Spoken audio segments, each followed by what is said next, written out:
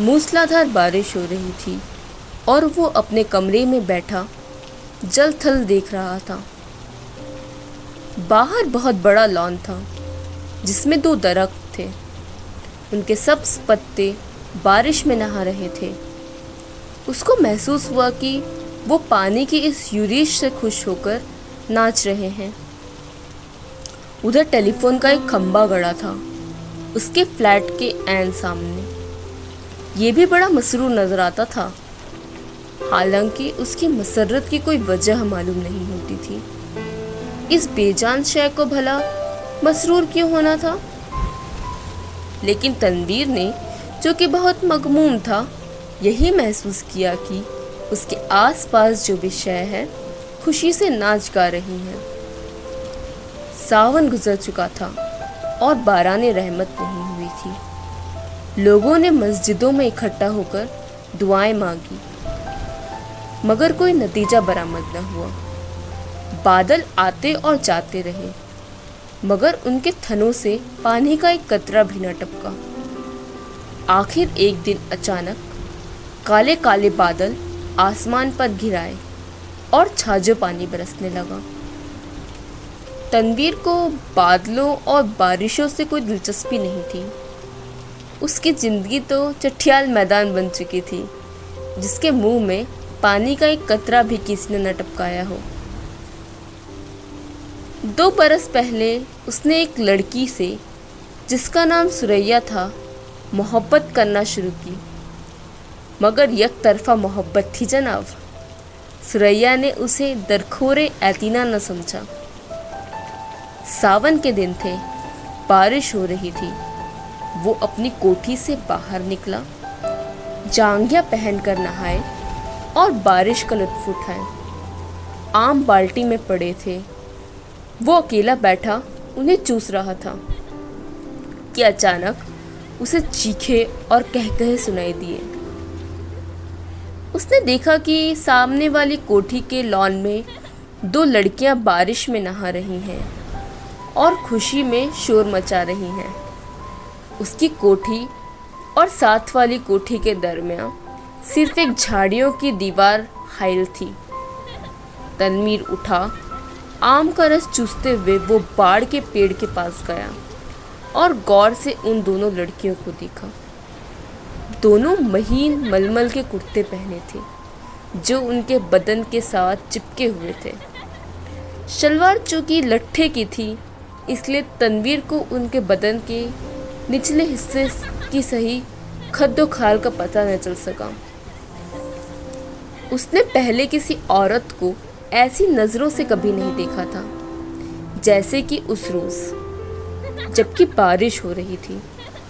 उसने उन दोनों लड़कियों को देखा। देर तक वो उनको देखता रहा, जो बारिश में भीग भीग कर खुशी के नारे बुलंद कर रही थी।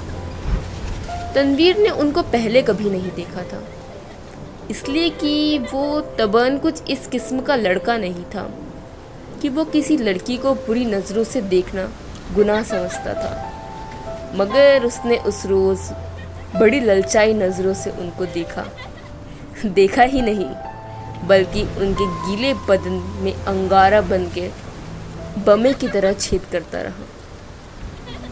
तनवीर की उम्र उस वक्त 20 बरस के करीब होगी। नातजुर्बेकार था। जिंदगी में उसने पहली मर्तबा जवान लड़कियों के शबाब को गीली मलमल में लपटे देखा था, तो उसने यूँ महसूस किया कि उसके खून में चिंगारियाँ दौड़ रही हैं।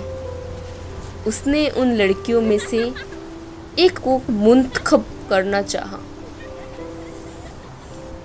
देर तक वो गौर करता रहा। एक लड़की बड़ी शरीर थी, दूसरी उससे कम। उसने सोचा शरीर अच्छी रहेगी जो उसको शरारतों का सबक दे सके। ये शरीर लड़की खूबसूरत थी। उसके बदन के आज़ा भी बहुत मुनासिब थे। बारिश में नहाती जलपरी मालूम होती थी। थोड़ी देर के लिए तनवीर शायर बन चुका था। उसने कभी इस तौर पर नहीं सोचा था, लेकिन उस लड़की ने, जिसका कुर्ता दूसरी के मुकाबले बहुत ज़्यादा महीन था, उसको ऐसे ऐसे शेर याद करा दिए जिनको अरसा हुआ भूल चुका था। इसके अलावा रेडियो पर सुने हुए फिल्मी गानों की धुनें भी उसके कानों में गूंजने लगी।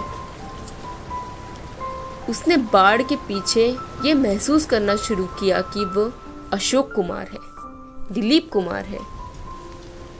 फिर उस कामिनी, कौशल और नलिनी जसवंत का ख्याल आया, मगर उसने जब उस लड़की की तरफ इस गरज से देखा कि उसमें कामिनी कौशल और नलिनी जसवंत के खद्दो खाल नज़र आ जाएं, तो उसने उन दोनों एक्ट्रेसों पर लानत समझी।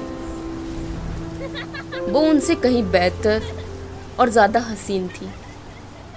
उसके मलमल के कुर्ते में जो शबाब था, उसका मुकाबला उसने सोचा कोई भी नहीं कर सकता।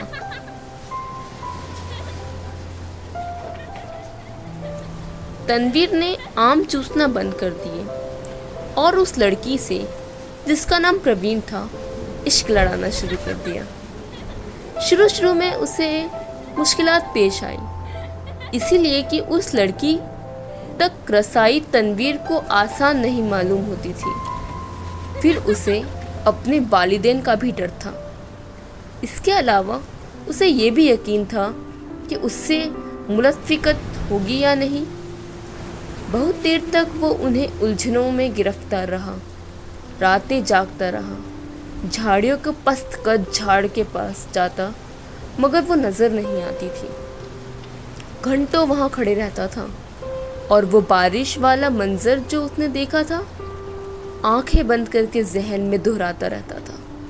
बहुत दिनों के बाद आखिर उसको एक रोज़ उससे मुलाकात का मौका मिल गया।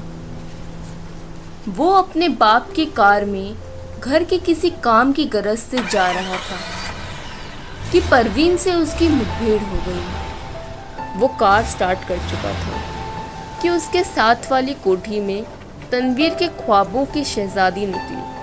उसने हाथ से इशारा किया कि वो मोटर रोक ले। तनवीर घबरा गया। हर आशिक ऐसे मौक़ों पर घबरा जाता है।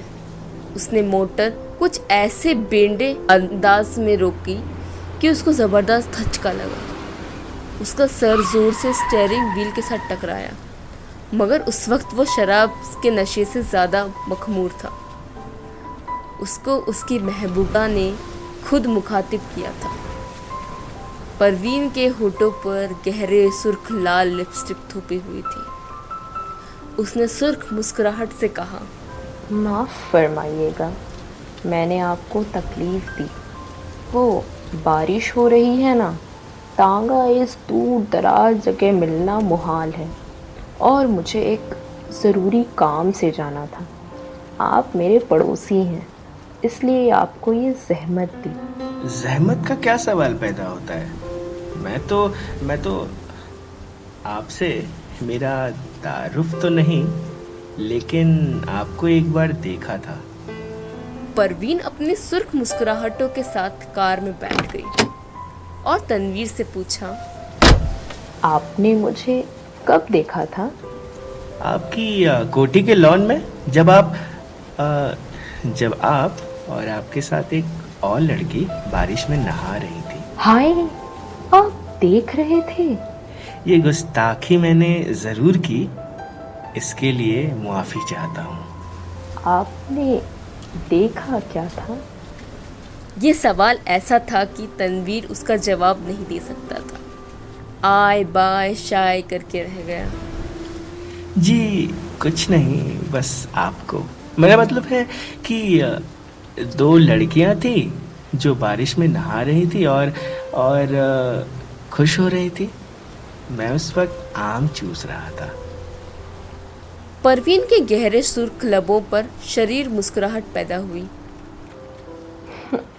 आप आम चूसते क्यों हैं? काट कर क्यों नहीं खाते? तनवीर ने मोटर स्टार्ट कर दी। उसे समझ में न आया कि इस सवाल का जवाब क्या दे। चुनाचे वो गोल कर गया। आपको मैं कहाँ ड्रॉप कर दूँ? आप मुझे कहीं भी ड्रॉप कर दें, वही मेरी मंजिल होगी। तनवीर ने यूं महसूस किया कि उसे अपनी मंजिल मिल गई। लड़की जो उसके पहलू में बैठी है अब उसी की है, लेकिन उसमें इतनी ज़रूरत नहीं थी कि वो उसका हाथ दबाए और उसी कमर में 1-2 सेकंड के लिए अपना बाजू हमायल कर दे। बारिश हो रही थी, मौसम बहुत खुशगवार था। उसने काफ़ी देर सोचा। मोटर की रफ्तार उसके ख्यालात के साथ तेज हो गई। आखिर उसने एक जगह रोक लिया और जज्बात से मगलूब होकर उसको अपने साथ चिमटा लिया और उसके होठों से अपने होठ पेवस्त कर दिए। उसको ऐसा महसूस हुआ कि वो कोई बहुत ही लजीज आम चूस रहा है।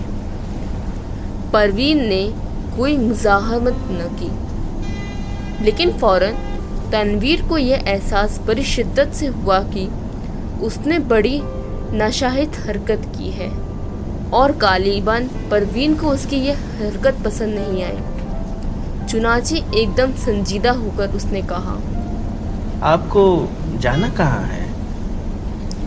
परवीन के चेहरे पर यूँ खफगी सा कोई आसार नहीं था, लेकिन तनवीर यूँ महसूस कर रहा था जैसे वो उसकी खून की प्यासी है।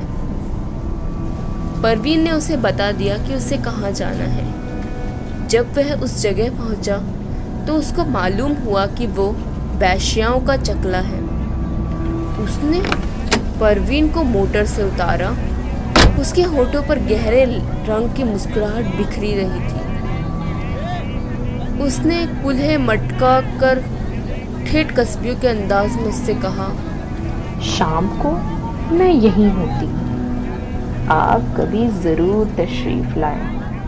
तनवीर तब भौचक्का होकर अपनी मोटर की तरफ बढ़ा तो उसे ऐसा लगा कि वो एक कस्बी औरत है जिसे वो हर रोज़ चलाता है। उसकी लाल बत्ती लिपस्टिक है जो परवीन ने होठों पर थूकी हुई थी। वो वापस अपनी कोठी चला गया। बारिश हो रही थी और तनवीर बेहद मगमूम था। उसको ऐसा महसूस हुआ कि उसकी आंखों के आंसू बारिश के कतरे बनकर टपक रहे हैं।